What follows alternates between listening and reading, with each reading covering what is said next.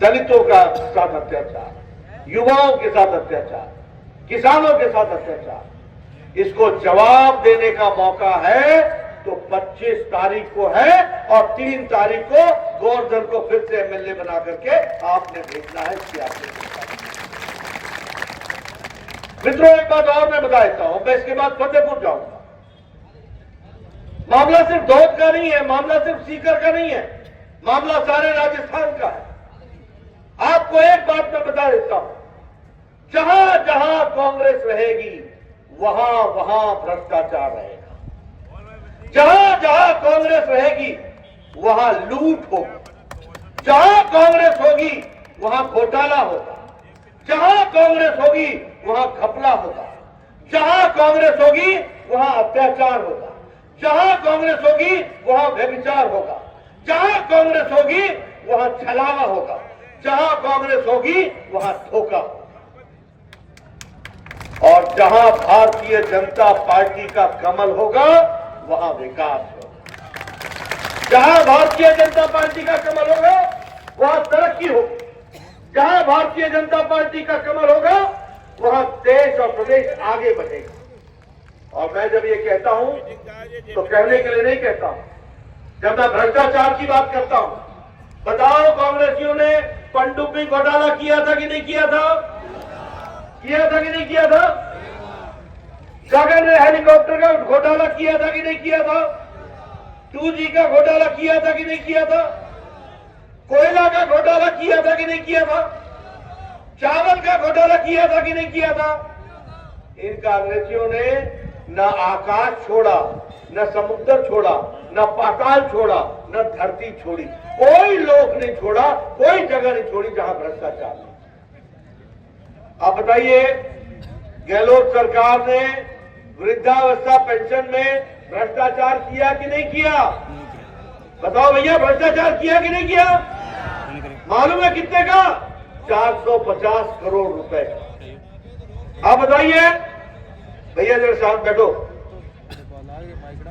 आप बताइए, गहलोत सरकार के भाई, गहलोत के भाई ने सब्सिडी का फर्टिलाइजर इसकी चोरी करके एक्सपोर्ट किया कि नहीं किया? किया कि नहीं किया? गहलोत के रिश्तेदारों ने 11,000 करोड़ रुपए का ठेका लिया कि नहीं लिया? सरकारी ठेका।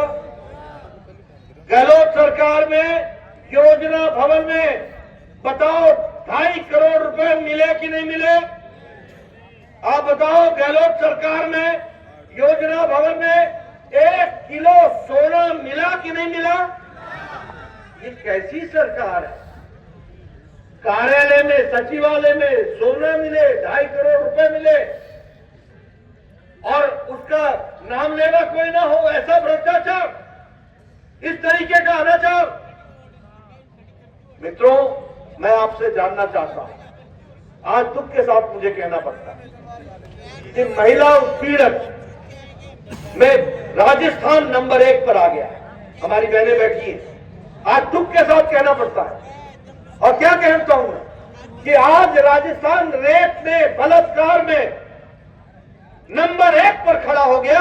National record of crime bureau का ये रिकॉर्ड है। क्या आप अलवर की घटना भूल गए? चूरू की घटना भूल गए? प्रतापगढ़ की घटना भूल गए? कौन कौन सी घटनाओं की बात करें? दौसा की घटना भूल गए? कौन सी घटना है जिसको आपको याद नहीं है? मैं बताना चाहूंगा, बाड़मेर की घटना भूल गए? इतना अन्याय। दौसा में 4 साल की बच्ची के साथ किसी और ने नहीं, पुलिस इंस्पेक्टर ने बलात्कार किया। आप बताइए, रक्षक भक्षक बन गया। यह है गहलोत सरकार, इसके बारे में भी हमको सोचना है। आप बताइए, गहलोत सरकार ने किसानों के साथ धोखा दिया कि नहीं दिया? बोला कि नहीं बोला कि आपके कर्जे माफ होंगे? और आज 19,400 किसान की जमीन कुर्क हो गई कि नहीं हो गई? हो गई कि नहीं हो गई? मैं आपसे पूछता हूं कि आए दिन किसान जो खाद का एक्सपोर्ट इसके भाई ने किया, उसके चलते किसानों का नुकसान हुआ कि नहीं हुआ?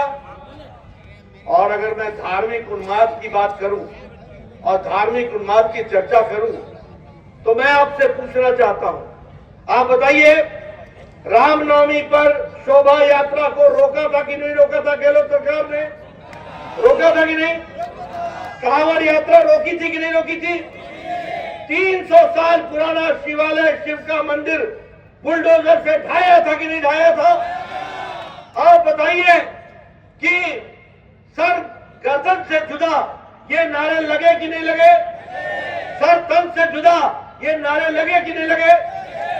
आपके साथ एक तरीके से धोखा हुआ कि नहीं हुआ?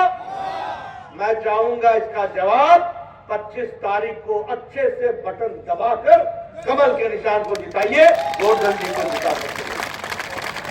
मित्रों, मैं यहां आपसे यह भी कहना चाहता हूं, हमारे नौजवान इतनी बड़ी संख्या में यहां पर इकट्ठा है, आप बताओ भर्ती घोटाला हुआ था कि नहीं हुआ था?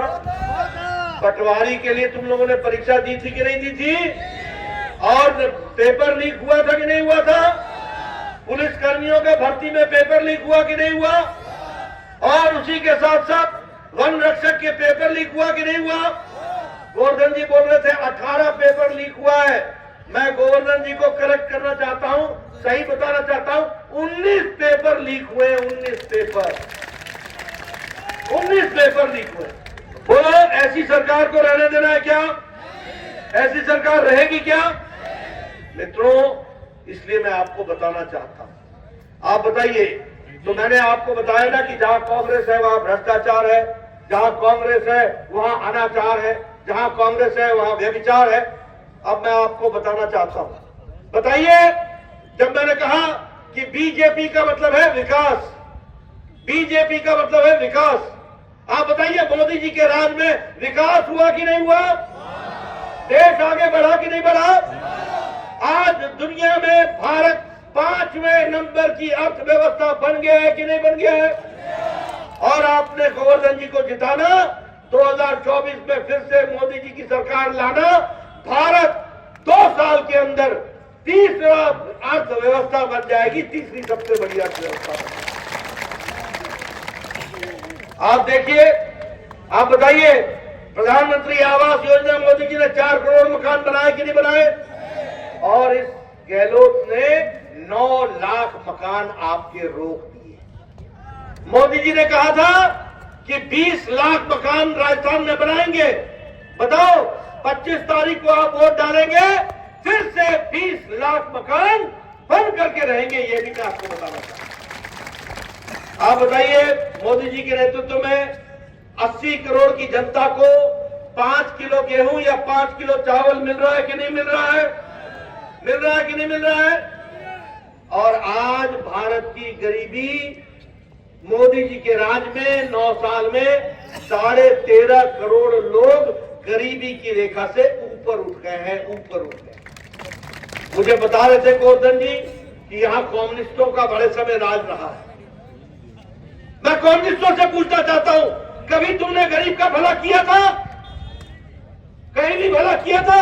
आज मोदी जी के राज में 13.5 करोड़ लोग गरीबी की रेखा से उभर गए हैं। ये हमको समझना चाहिए कि कैसे गरीबों के लिए लड़ा जाता है। 1% लोग अति गरीबी से नीचे आ गए हैं, ये भी हमको ध्यान देना चाहिए। अब गहलोत का घोटाला बताऊं आपको एक और। आप बताओ, गुजरात में पेट्रोल 12 रुपए लीटर कम है कि नहीं है? डीजल कम है कि नहीं है? मध्य प्रदेश में 12 रुपए लीटर कम है कि नहीं है? उत्तर प्रदेश में 12 रुपए लीटर कम है कि नहीं है? यहां गहलोत सरकार में पेट्रोल और डीजल 100 रुपए से ऊपर है कि नहीं है? बताओ, हम इसकी समीक्षा करेंगे और हमारी सरकार आएगी, आम आदमी को सस्ता डीजल और पेट्रोल मिलेगा, जैसा उत्तर प्रदेश में है, गुजरात में है, इसकी हम चिंता करेंगे। मित्रों, मैं विकास के बारे में आपसे बहुत सी चर्चाएं कर सकता हूं। प्रधानमंत्री आवास योजना, प्रधानमंत्री आयुष्मान भारत, 5 लाख रुपए प्रधानमंत्री जी भेज रहे हैं, जो गरीब लोगों को मिलेगा। और गरीब कौन है? रेड़ी वाला, फेड़ी वाला, रिक्शा वाला, ठेला वाला, सब्जी वाला, बस का ड्राइवर, बस का क्लीनर, कूड़ेदान से प्लास्टिक इकट्ठा करने वाला, बाल काटने वाला, पल्लेदार जो बोझा उठाता है, जो सब्जी मंडी में काम करता है, ऐसे लोगों को 50 करोड़ लोगों को मोदी जी ने 5 लाख रुपए का हेल्थ कवर दिया है, साल का 5 लाख रुपए। अब फिर से गोवर्धन जी को भेजना। अब इसके बाद जब हमारी सरकार आएगी तो 10 लाख रुपए का आपको इंश्योरेंस मिलेगा, आपको हेल्थ कवर मिलेगा। उसी तरीके से जल जीवन मिशन में हर घर को पानी पहुंचाना। हमारी माताएं बैठी हैं, आप सब लोग पानी के लिए 2-2 किलोमीटर दूर जाया करती थी कि नहीं जाया करती थी? आज मोदी जी ने तय किया है जल जीवन मिशन में 36 लाख परिवार को घर में नल लगा करके देंगे, इसके लिए हम काम करेंगे। लेकिन यहाँ जल जीवन मिशन मोदी जी का है और गहलोत सरकार का जेब भरो मिशन है, जेब भरो। बोलो ऐसे जेब भरो मिशन वाले को रहने देना है क्या? छुट्टी करोगे ना? गोवर्धन जी को भेजोगे ना? और मित्रों, मैं आपको एक बात और बताना चाहता हूं, रोजगार के लिए। यहां बोलते हैं बेरोजगारी है, बात सही है, लेकिन मोदी जी ने 6 लाख लोगों को सरकारी नौकरी का अपॉइंटमेंट लेटर हाथ में थमा करके दिया है। और यहां भी हम वायदा करते हैं, हमारी सरकार बना देना 2.5 लाख लोगों को हम 5 साल के अंदर नौकरी देंगे, इसकी भी हम आपको बता रहे हैं। मित्रों, राजस्थान में 44,000 करोड़ रुपए भारतमाला प्रोजेक्ट में खर्च किया है। मैं दूर की बात करूंगा तो आप बोलोगे भारतमाला किसने देखा? आपने सीकर का मेडिकल कॉलेज देखा कि नहीं देखा? देखा कि नहीं देखा? ये सुमेधानंद जी बैठे सांसद थे, मैं स्वास्थ्य मंत्री था, इन्होंने मेरे से कहा, मैं इनको पकड़ करके ले गया प्रधानमंत्री जी के पास। मैंने कहा इनके पास बिल्डिंग है, इनको मेडिकल कॉलेज चाहिए, आपका आशीर्वाद चाहिए। बोले आप मुझसे क्यों पूछते हो? सीकर हमारा है, काम करना है, आप मेडिकल कॉलेज बनाओ। और तब जाकर के मेडिकल कॉलेज आया और 2023 में वो आपको समझ गया। बताइए आपको यूनिवर्सिटी मिली कि नहीं मिली? मिली कि नहीं मिली? ये विकास हुआ कि नहीं हुआ? जब सुमेधानंद जी एमपी बने और 2014 में यहाँ 14 रेल आती थी, 14, आज 49 रेलवे आ रही, 49। और मैं आपको बता दूं, 2 साल बाद मेरे से पूछना, ये सीकर का जो रेलवे स्टेशन है ना, तुमको पता नहीं चलेगा कि ये रेलवे स्टेशन है कि एयरपोर्ट है। इतना अच्छा बना करके देंगे, ये भी हम आपको विश्वास। इससे विकास की नई कहानी लिखी जा रही है, हर एक दृष्टि से नए नए आयाम जोड़े जा रहे हैं। और उसी तरीके से वंदे भारत एक्सप्रेस दिल्ली से अजमेर और उदयपुर से जयपुर, जोधपुर से साबरमती, और उसी तरीके से नए एयरपोर्ट भी बन रहे हैं, और उसी तरीके से जयपुर, कोटा, उदयपुर और अजमेर, ये स्मार्ट सिटी भी बन रही है। इसलिए विकास की दृष्टि से एक के बाद एक काम हो रहा है। अब मैं आपको बताना चाहता हूं, हमारे किसान भाई ये याद रखें, आप जब गोवर्धन जी को भेजेंगे ना, और मेरे कम्युनिस्ट भाई भी याद रखें, बहुत लाल झंडा लेकर के घूमते रहे ना, आपको सबक सिखाया तो गोवर्धन ने सबक सिखाया है, ये भी हमें याद है। लेकिन मैं आपको बताता हूं कि आज किसानों को साल का मोदी जी के द्वारा 6,000 रुपए मिल रहा है। आप गोवर्धन जी को चुनाव जिता करके भेजना, सरकार हमारी बनाना, हर किसान को जो प्रधानमंत्री किसान सम्मान निधि में आता है उसको 12,000 रुपए साल का मिलेगा, इसकी हम व्यवस्था करेंगे। और गेहूं की खरीदी वो एमएसपी के ऊपर 2,700 प्रति क्विंटल हम खरीदी करेंगे। और किसानों को मैं बता दूं, जिनकी जमीनें गई हैं, हम एक कॉम्पेंसेशन पॉलिसी बनाएंगे और उनको उचित न्याय दिलाएंगे, ये भी मैं आपको वायदा करके जाता हूं, ये भी आपको बता रहा हूं।